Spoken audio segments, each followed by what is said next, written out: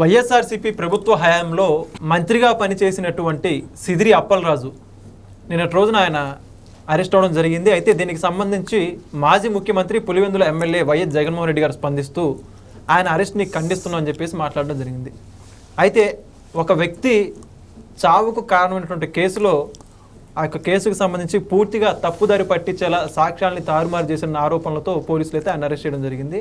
అయితే మొత్తానికి అంశానికి సంబంధించి పూర్తి విషయాలు తెలుసుకోవడానికి మనతో పాటు ఉన్నారు ప్రముఖ రాజకీయ విశ్లేషకులు అంకమరావు గారు.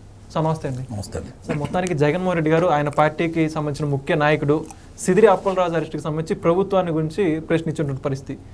అసలుకి చిన్న యాక్సిడెంట్ జరిగితేనే ప్రమాదానికి సంబంధించి ప్రమాదాలు జరుగుతూ ఉంటాయి తరచుగానే, దానికి ఈ కేసులు నమోదు చేస్తారు, తప్పుడు కేసులు నమోదు చేసి అక్రమంగా అరెస్ట్ చేశారని చెప్పి చెబుతూ ఉన్నారు.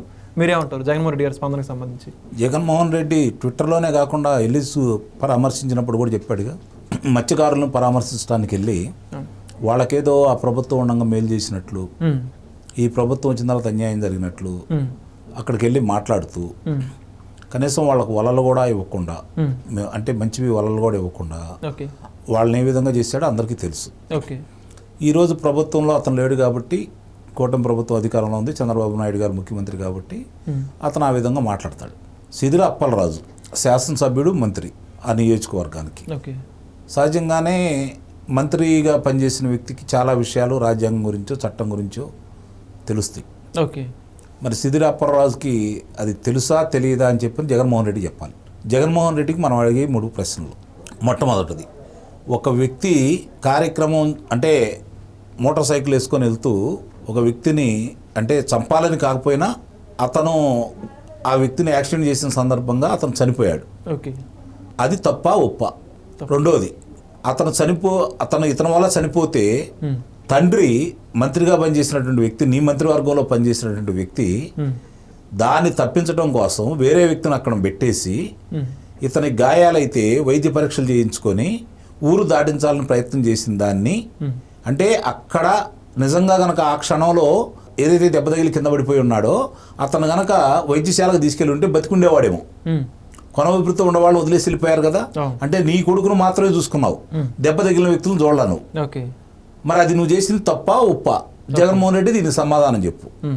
రెండోది, అక్కడ వాళ్ళ ఇంటికి వెళ్ళి ₹1,00,000 ఇచ్చేసి ఆ అమ్మాయిని మా ఇంట్లో పనిచేయమని చెప్పి దీన్ని మసిపూసి మారేడిగా చేసేసి వేరే వ్యక్తి పేరు మీద పెట్టి ఇంకో తండ్రికి కడుపు కోతగా చేయడానికి సిద్ధపడ్డావు అని చెంటే నువ్వు, అంటే వాళ్ళు కూడా ఇష్టపడ్డారు, ఇష్టపడి చేశారు అంటే ఇది చట్టం వ్యతిరేకమైన కార్యక్రమం అవునా కాదా? దీనికి సమాధానం చెప్పడు. ఎందుకంటే అతనికి కావాల్సింది ఇలాంటి వాళ్ళే. ఇదే అప్పలరాజు గతంలో లోకేష్ బాబు గారి గురించి ఒక మాట మాట్లాడాడు, మీ అందరూ గుర్తుందో లేదో.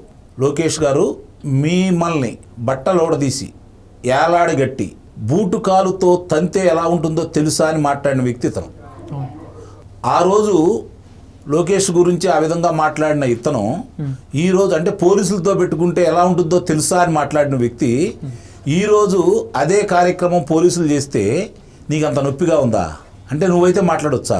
ఇదే పలాస నియోజకవర్గంలో మాజీ లోక్సభ సభ్యుడు విశ్వనాథం గారిని ఏ విధంగా అవమానించావో ప్రజలు ఇంకా మర్చిపోలా. స్వాతంత్ర సమరయోధుడు సర్దార్ గౌతు లచ్చన్న గారు, ఆయనకి భారతదేశంలో ఇద్దరికే ఉంది సర్దార్. ఆ సర్దార్ గౌతు లచ్చన్న గారి కుమారుడు గౌతు శ్యామసుందర్ శివాజీ గారు అన్నిసార్లు శాసనసభ్యుడిగా చేసినా ఏ రోజు కూడా మచ్చ లేకుండా బయటికి వెళ్ళిన వ్యక్తి. వాళ్ళ వారసురాలుగా వచ్చినటువంటి శిరీష గారిని నువ్వు ఎన్ని ఇబ్బందులు పెట్టి ఏ విధంగా మాట్లాడావో ఇంకా ప్రజలు మర్చిపోలేదు. అందుకే నీకు ఈ విధంగా బుద్ధి చెప్పారు. అయినా సరే మీలో ఆలోచనలో మార్పు రావట్లా. హంతకుడిని అతను హంతకుడని ఇప్పుడు అనాల్సి వస్తుంది, ఎందుకంటే అది జరిగింది ప్రమాదం. దాంట్లో నేనే చేశానంటే ఇంత గొడవ ఉండేది కాదు, ఈ సెక్షన్ కూడా పెట్టాల్సిన అవసరం ఉండేది కాదు.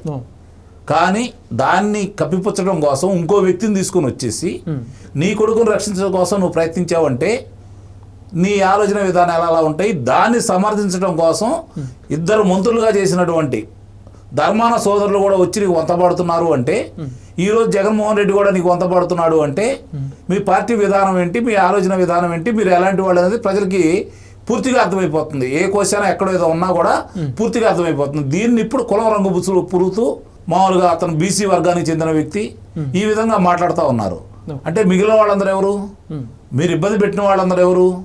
ఇదే జిల్లాలో అచ్చెన్నాయుడు గారిని శస్త్రచికిత్స చేసుకొని ఇంట్లో కూర్చొని ఉంటే తలుపులు బద్దలు కొట్టుకొని ఏ విధంగా తీసుకుని వెళ్ళారు ఆ రోజు? నిన్న ఆ విధంగా తీసుకెళ్ళలేదుగా. కక్షాదింపు ఉంటే 2 సంవత్సరాల 1 నెల 12 రోజులు అవుతుంది.